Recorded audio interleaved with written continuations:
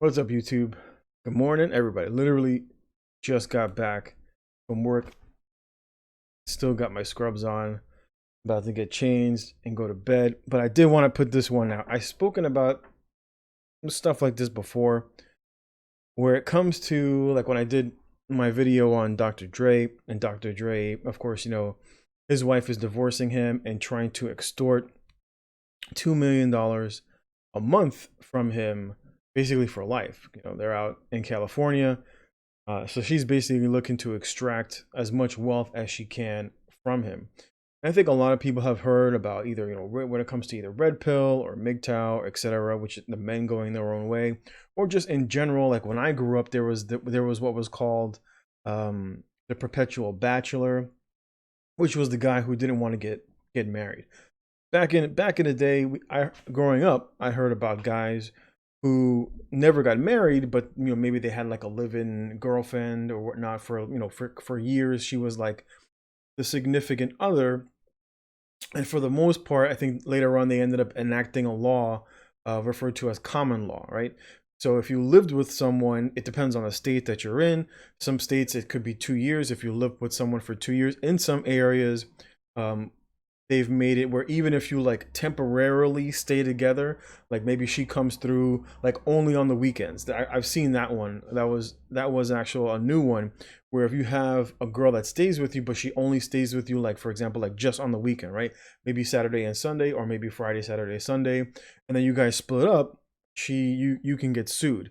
Again, it depends on the state. Now, of course, this is an article talking about in Canada, right? In Toronto, Canada, where there was a wealthy guy who dated a woman for a period of time. The relationship came to an end, and as a result, she ends up suing him and winning. This was a man who did not have he did not have children with this woman.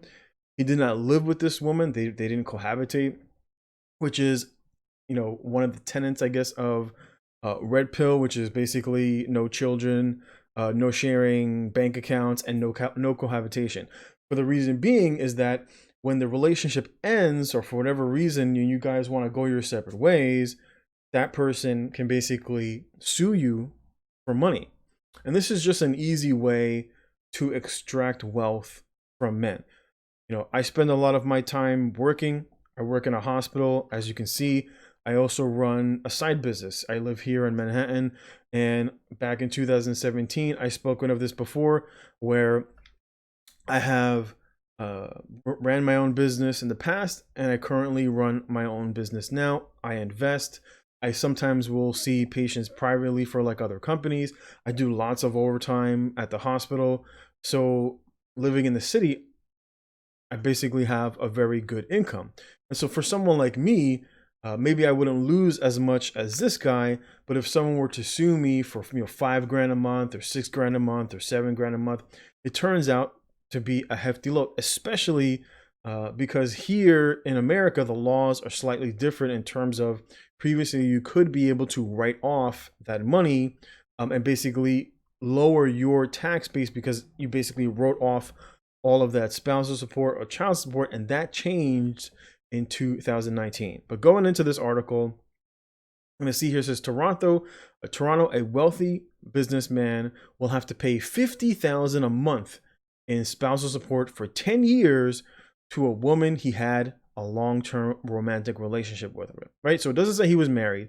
It just says that they had basically a long-term relationship. Somebody he was dating for a little bit of time, and then the relationship came to an end. It says even though they kept separate homes and had no children together, Ontario's top court has ruled, right? So throughout the years, men have basically,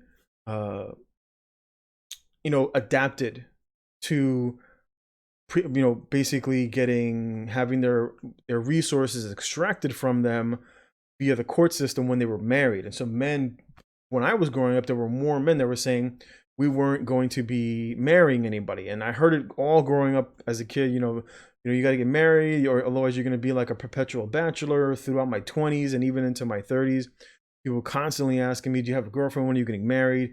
For years, when I went to church, at the barber shop, when I saw family, etc.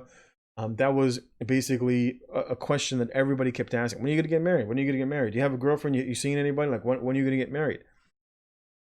And so a lot of men in my time, a lot of men who were probably my age when I was growing up in my teenage years, were deciding we'll just keep it long term, right? Nothing serious, just long term. They moved in, but there was no, right? There was no ring. There was no contract with the state.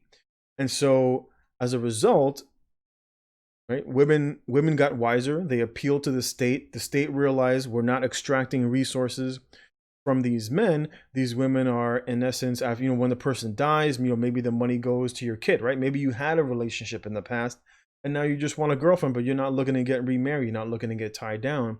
And so maybe that wealth that when you passed away, it went to your kids and nothing went to the girlfriend if you did not, of course, put that into your will.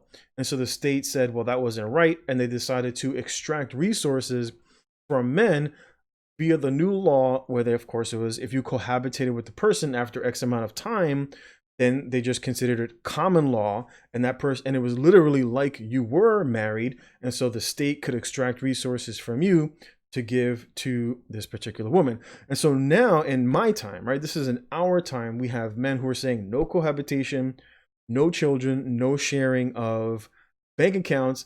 And so again, we see, if you do any sort of research, women typically under earn men. Men are typically out there working. Like I said, I do a lot of overtime. I do side businesses. Most women don't have that kind of a hustle. They're not really looking to work that hard. But a lot more men are, and as a result, we out earn women. Also because a lot of women end up getting pregnant and then leaving the workforce. And so that lowers the amount of money overall within their lifetime that they earn in comparison to basically your average man. And so as a result of that, they live a lower quality of lifestyle, especially in this time, because more men are just not looking for long-term relationships and not looking for marriages. And as a result, they become more dependent upon the state, which of course extracts resources from predominantly men via taxation. And so as more women will eventually fall below the poverty line or live lower lifestyles, the government has to basically adapt. So as we've adapted as men to say, okay, no, we're not going. Not only are we not going to be living together, we're not going to get married, but we're not even going to be living in the same household, right? We're not going to share bank accounts. We're not going to have kids together. You're either going to wrap it up or you're going to get snipped.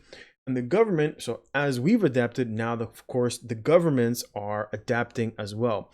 But there were many mistakes that this individual did that we're going to go over basically in the article. Because under Ontario law, an unmarried couple are considered common law spouses if they have cohabitated, right? One of the things of Red Pill MGTOW is no cohabitation. We're not living together. We're not going to share an apartment. You're not going to be put on a lease, like etc. That's basically one of the tenets, right? Kind of like Fight Club. The first rule of Fight Club is don't talk about Fight Club, right? So it says that living together in a conjugal relationship continuously for at least 3 years, right? So in Canada, it's 3 years. I think in America, it's 2 years.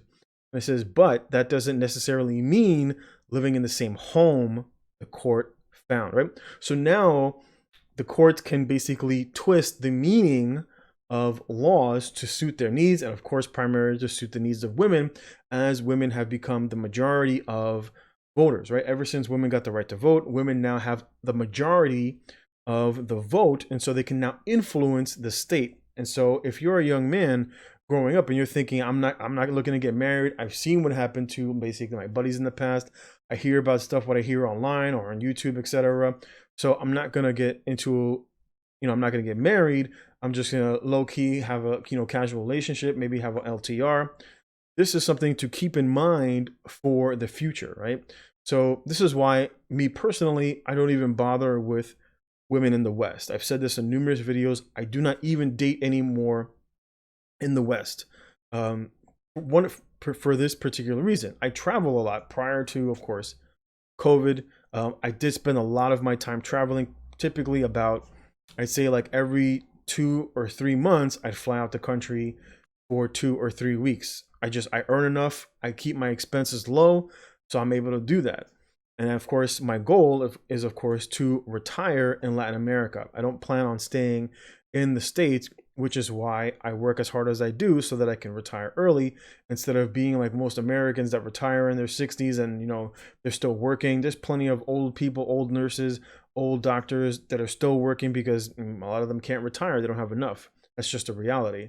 And so going back to the article, it says a lack of, oh, what happened here? It says it says lack of shared residence is not determinative of the issue of cohabitation, right? So it's not living within the same place that they're now twisting this law. So it goes on to say the appeal court said that there are many cases in which courts have found cohabitation where the parties stay together only intermittently, right? So like I said before, if you have someone who is a girlfriend, right? She only came through on the weekends when you're maybe Friday, Saturday, Sunday. Maybe she only came through Saturday, Sunday, or maybe you only went on a vacation here and there and you'd spend a week or two, or maybe you had money in your pocket and you were able to fly away for a month and you took her with you. Or like, we're going to go down to Costa Rica, or we're going to fly out to Colombia. We're going to go to DR. We're going to spend some time in Cuba, etc. Right? So maybe you have money like that where you can take a significant other with you.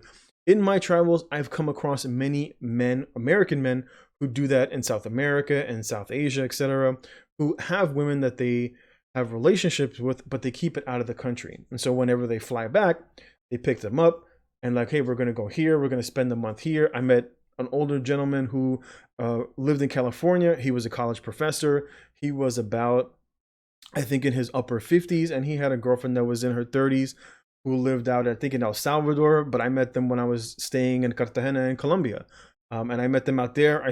I meet a lot of, typically white men that I meet that are basically either expats, or when they have downtime, like for example, he's a college professor, so he's got a lot of downtime during the summertime, and he's able to travel and go to South America, went to El Salvador, stayed in El Salvador for a month, and then shot over to another area before, of course, jetting back home. And he even told me, he's like, I got a girlfriend that lives in the States, and I've got one that lives out of the States. And that's basically how he moves to protect himself. And so this is why you hear a lot of this stuff on the internet, because it is real, especially if you are a man of means, if you're on your hustle, if you're on your grind, if you have a business, or if you're someone who is maybe going to school for a profession. Maybe you're going to be a doctor or a lawyer. Maybe you're going to go dentist. Maybe you're going to open up your own business. Maybe you're, a plumber or an electrician and you're looking to start your own business, etc. Or maybe you're doing something on the internet, or maybe you're a day trader or you're a broker, right? So a lot of you don't know, like I've said in my last video, you never know where you're going to be in the future.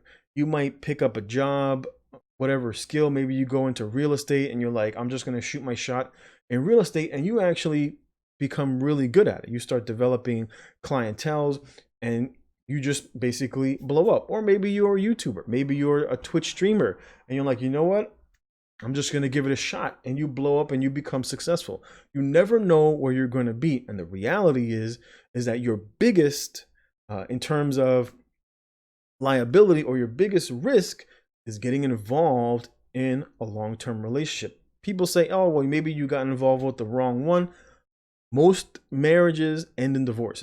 It's over 50%. You can literally flip a coin and you could wake up the next morning and she's divorcing you and she's taking half, and you cutting her a check every single month. And it's not that we don't want to have long-term relationships. It's not that we're not interested in women or that we have some sort of a hate for women.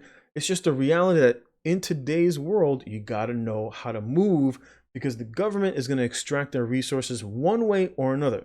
Especially, you've seen a lot of allegations, even on Twitter, on Twitch. There's always someone shooting out an allegation. This person looked at me the wrong way. This person touched me, made me feel uncomfortable. I've done videos on that as well. You saw it with Angry Joe.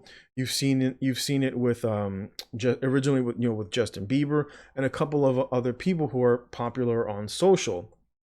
Even look at Dr. Disrespect. Dr. Disrespect got caught out with another female, ended up cheating on his wife, and now they are extracting resources from him as well as Twitch to keep it on the low, right? To keep it on the down low, keep it quiet. And so that's basically what happens in our time. It's not like, your granddad, maybe you're in your father's time, depending upon how old he was, where women typically moved and respected male authority. We are not living in those times, and as a result, you must learn to adapt or get left behind and end up having a case, whether you lose your job, you have somebody sue you, maybe people call you out about your business, and you end up losing resources because of the system. Don't be a victim of the system. Jumping back into the article, it says a lack of shared. It says the decision comes in the case of Lisa Clemens and Michael Latner, both of Ontario, who began a romantic relationship meeting back in October of 2001. This is at the time she was 38 and separated with 2 children, right? Mistake number 1. She wasn't divorced. She was separated from her husband, right? She was 38 with 2 kids. And it says, and he was 46 and divorced with 3 children, right? So he really wasn't looking to jump back into another relationship. Like I said before, maybe you're coming out of a relationship, you've got kids, you're not looking to jump back and do that all over again, right? You got burned once, you're not looking to get burned a second time. Her, on the other hand, it is to her advantage to get involved with a man like this. She's 38. She's already hit the wall. Most guys are not looking to date a woman who has kids. You're just looking to kind of hit it and keep it moving. That's just a reality, right? Especially if you're a guy with options, you're just literally, even if you go that route of getting involved with a woman with children, typically you're just looking to smash and keep it moving. You're not looking to have a long-term relationship. Maybe you might give it a week or 2 or a month, but eventually you're going to be like, you know what? I'm going to keep it moving. I'm not looking to lead this person on, but I'm also not looking to get that involved. You're just looking to keep it moving. And that's the first mistake that he made. He says, although they maintained separate homes, right? That was a plus for him. He says Latner and Clemens behaved as a couple, both privately and publicly. And that's basically up to interpretation, right? Interpretation of what you considered them being a couple is very different than what you would consider someone who is basically married, right? When you get married, you sign a contract with the state and you both verbally announce that this person is my wife. She is basically separate exclusively for me, especially because, it's like there's a lot of Bible references, etc. But that isn't the case today. It says they vacation together, right? So maybe you do that with your girlfriend, right? Maybe you guys go out, maybe you fly out to Miami, maybe you go down to California, maybe you fly out to Mexico, you take her out for her birthday and you fly to this place or that place. These are warning signs for you that the state may be changing the way they think in terms of how to extract resources from you. It says he gave her a 7.5 carat diamond ring and other jewelry that she wore. She quit her job and would regularly sleep at his house. It says they traveled together and talked about living together. Whether that's true or not, it doesn't matter.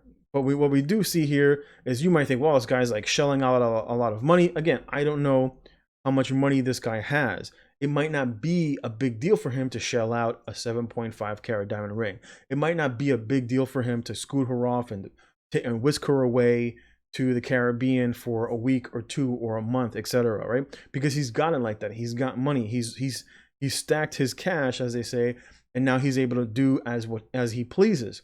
And she, of course, became used to this lifestyle, right? She wasn't living that lifestyle with her previous husband, and so she's become, what do they say, accustomed to that lifestyle. And when they get divorced, and so it says Latner proposed several times, many mistakes, right? Many mistakes.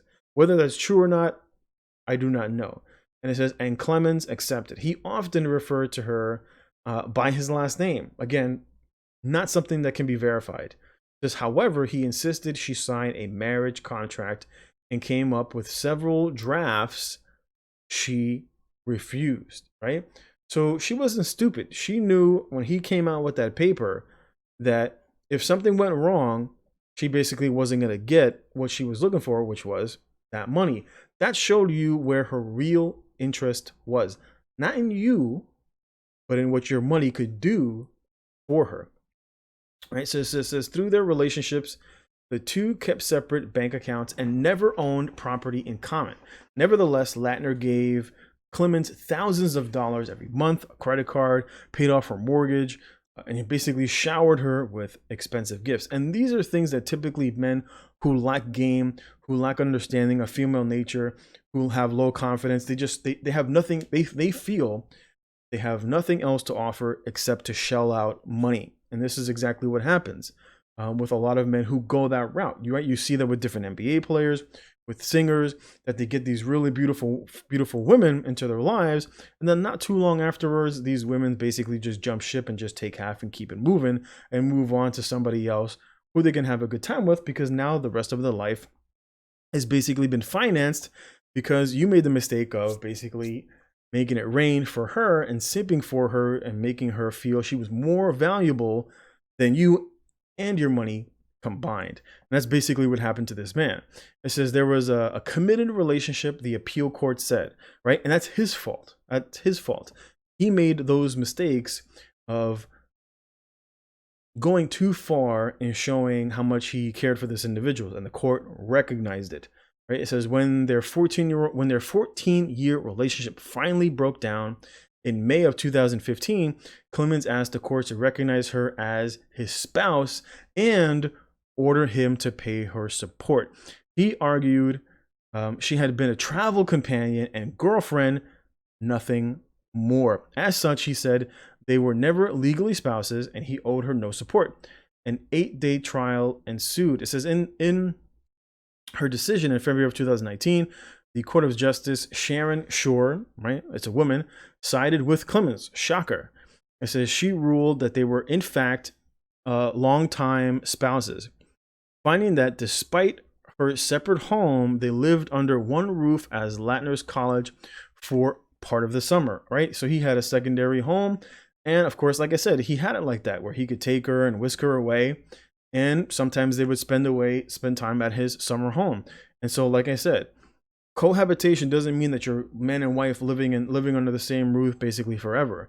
The court said you lived long enough for us to consider you husband and wife, despite not being married. It says, and during the winter vacations in Florida, it says she ordered him to pay $53,000 monthly indefinitely. Right, so the court, right, the female judge basically said you're going to be paying $53,000 a month, basically for the rest of her life or the rest of your life.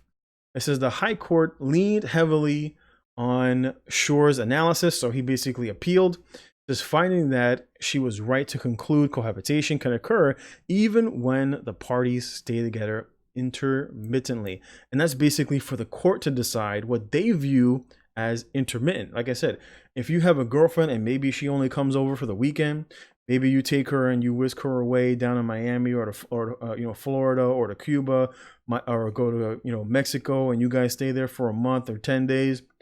The court may decide that was long enough for us to consider you as husband and wife, right? And so if that relationship goes by the wayside, as most relationships do, most relationships nowadays end typically by the female. Typically when you see it with movie stars, maybe people in your life, most relationships, especially long-term marriage or relationships, end in divorce. And as a result, you end up getting stuck paying the bill. You see it with Dr. Dre.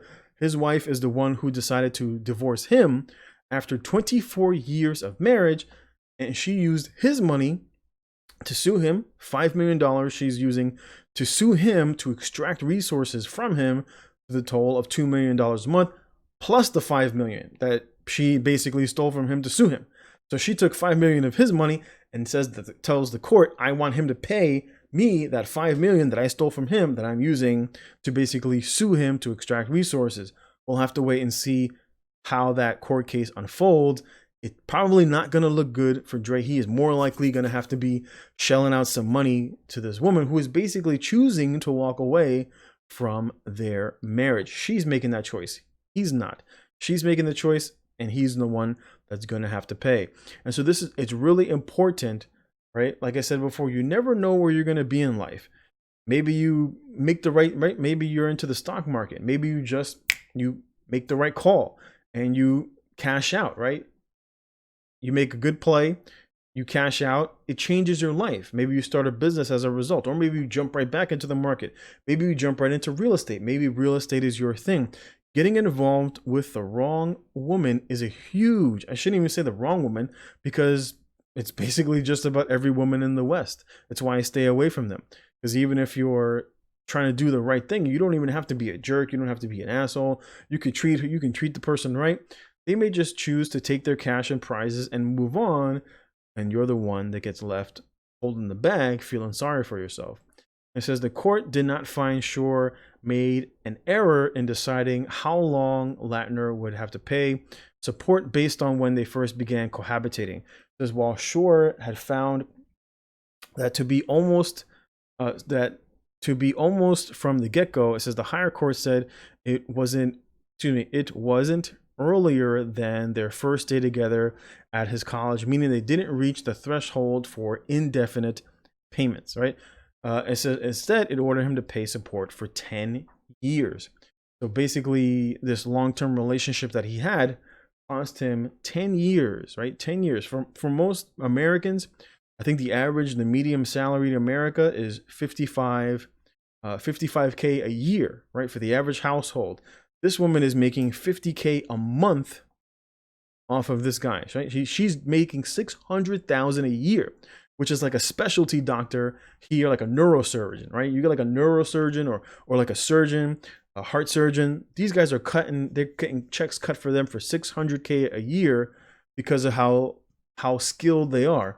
This woman laid on her back for a couple of years, and they're basically cutting her a check for the next 10 years to the toll of $6 million. And so it's important to keep this in mind.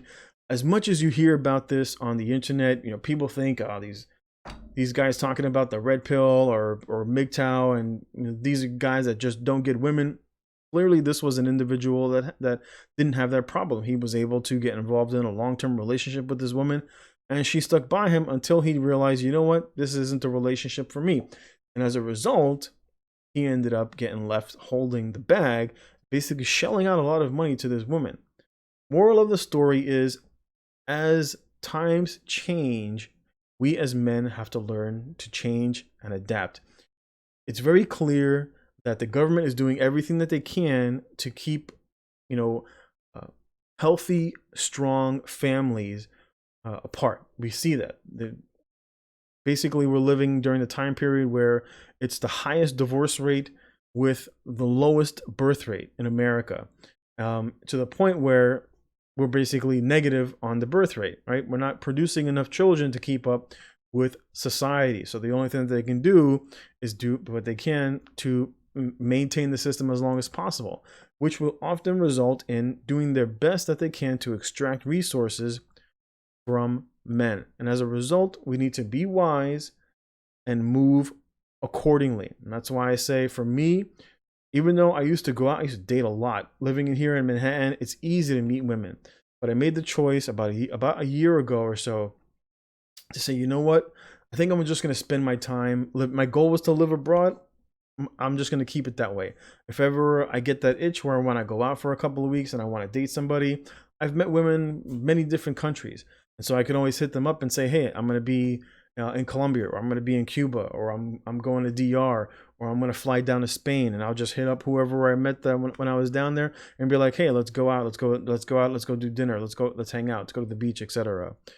And I just live my life that way. While I'm here in the States, I stack money, and when I want to go out and travel and have a good time, I take it to another country, for the primary reason of preserving everything that I've worked hard for. And that's basically my advice to you. Thanks for watching, and I'll catch you next time.